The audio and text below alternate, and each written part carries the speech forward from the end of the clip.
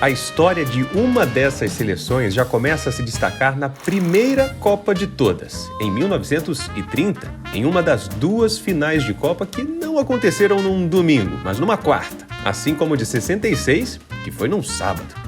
No clássico sul-americano de La Plata, o clima da partida foi tenso, não só por ser uma revanche da final dos Jogos Olímpicos de 28, vencida pela Celeste Olímpica, daí o apelido da seleção uruguaia, mas principalmente devido a um desentendimento nos bastidores antes do jogo. Uma simples briga por qual seleção iria fornecer a bola da peleja. A FIFA decidiu que usariam a bola da Argentina no primeiro tempo e a do Uruguai no segundo. 2 horas antes da partida, o estádio já estava lotado, com 93 mil pessoas. A Argentina foi para o intervalo vencendo por 2-1, mas aí veio La Remontada Uruguaia, 4-2 e feriado nacional no dia seguinte no nosso pequeno vizinho do sul. 48 anos mais tarde, na última Copa, com apenas 16 seleções, chegou a vez dos hermanos conquistarem o Mundial. E como a gente não pode deixar de tirar uma casquinha, né? Vale lembrar que foram os últimos sul-americanos a conseguir o feito, já que o Uruguai já era bi e o Brasil tricampeão naquela época. Fora de campo, essa Copa foi marcada por controvérsias e acusações de interferência e manipulação de resultados por parte do governo argentino, na época sob o comando militar, que estava usando o torneio como uma oportunidade para fazer propaganda nacionalista em busca de legitimidade no palco mundial. O jogador sueco Ralf Edström chegou a ser preso por simplesmente conversar com uma pessoa na rua em Buenos Aires. No entanto, os militares argentinos o libertaram ao reconhecer que era um jogador e não uma pessoa comum.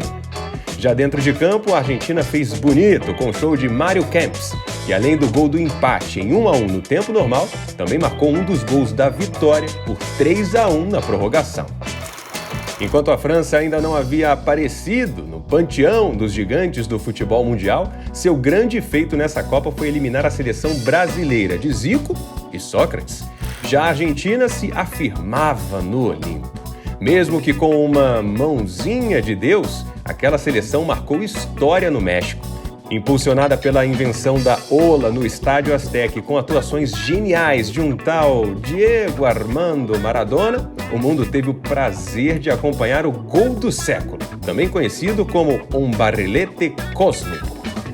A final colocou frente a frente Maradona, Valdano e Burruchaga contra Schumacher, que não é o piloto, Rummenigge e o já consolidado Lothar Matthäus. Um jogaço, como era de se esperar. A Argentina abriu 2-0 e as parrilhadas com vinho já tomavam conta das ruas de Buenos Aires. Mas, como você já ouviu muitas vezes seu pai falar, nunca duvide da Alemanha em Copas. Rummenigge diminuiu e Voller empatou aos 36 do segundo tempo, criando um clima de tensão máxima. Porém, durou pouco. Burruchaga, 3 minutos depois, colocou água no chope alemão. E para não faltar um tempero especial argentino, muita cera e alguns cartões amarelos por enrolação garantiram o título. A Copa em terras italianas ficou um pouco marcada por ser a pior Copa de todos os tempos, em termos de qualidade técnica dos jogos.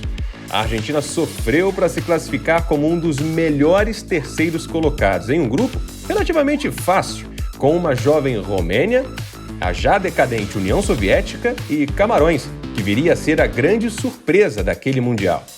E a França, hein, Patrick? Rapaz, nem para aquela Copa foi.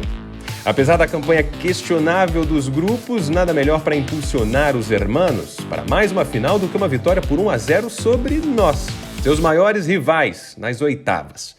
O gol de Canidia sempre será lembrado naquela irritante música da torcida argentina. A vingança veio a cavalo, ou melhor, a Porsche conversível no melhor estilo alemão. Na briga para igualar Brasil e Itália como tricampeões, Alemanha Ocidental e Argentina fizeram uma revanche da Copa anterior na grande final. Dessa vez, 1-0 para os Kaisers, com gol de Bremen aos 40 do segundo tempo. Coube aos franceses sediar a primeira Copa nos moldes atuais, com 32 seleções, o que foi uma ótima notícia, depois de ficarem fora das 2 Copas anteriores. Pouco antes do torneio, o Rei Pelé já avisou em uma entrevista: fiquem de olho nesse Zidane, pode ser um dos destaques da Copa.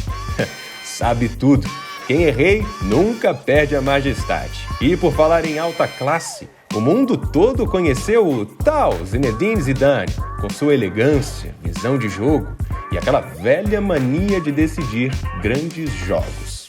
Nossos hermanos não tiveram em Batistuta o que a França teve em Zidane e ficaram nas quartas para a Holanda, impossibilitando uma final histórica contra o Brasil, assim como este ano no Catar, devido à nossa derrota para a Croácia.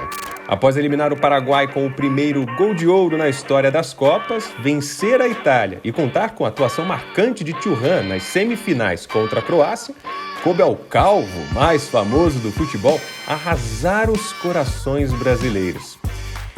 Meus amigos, me lembro até hoje. Brasil e Ronaldo Fenômeno irreconhecíveis. França e Zidane irretocáveis.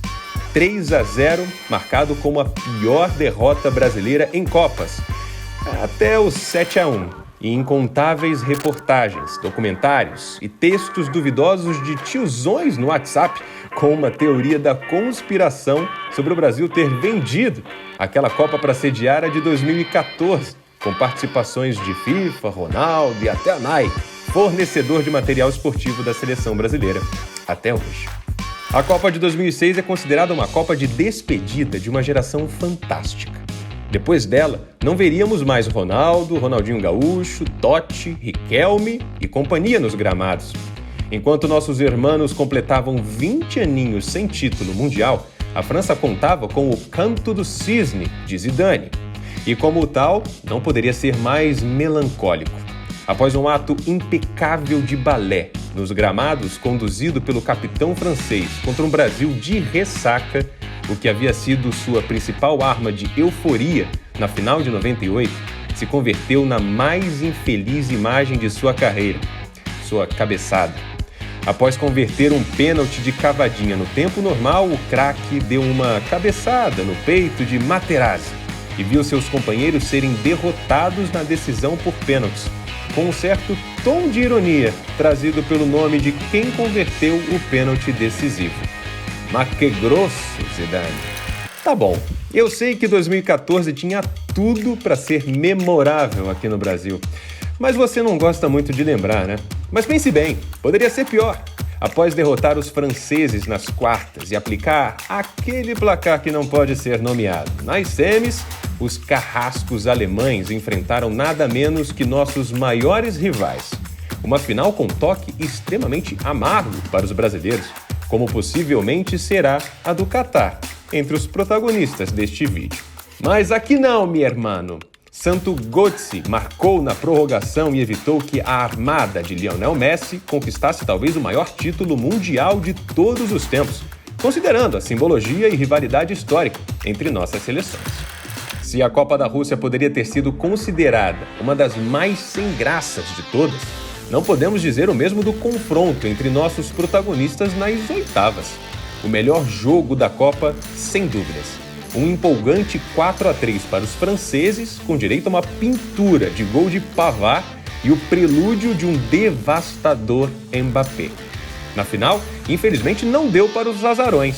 A Croácia esboçou bons momentos no jogo, mas não melhores do que o bruxo batucando sorridente na festa de abertura da partida.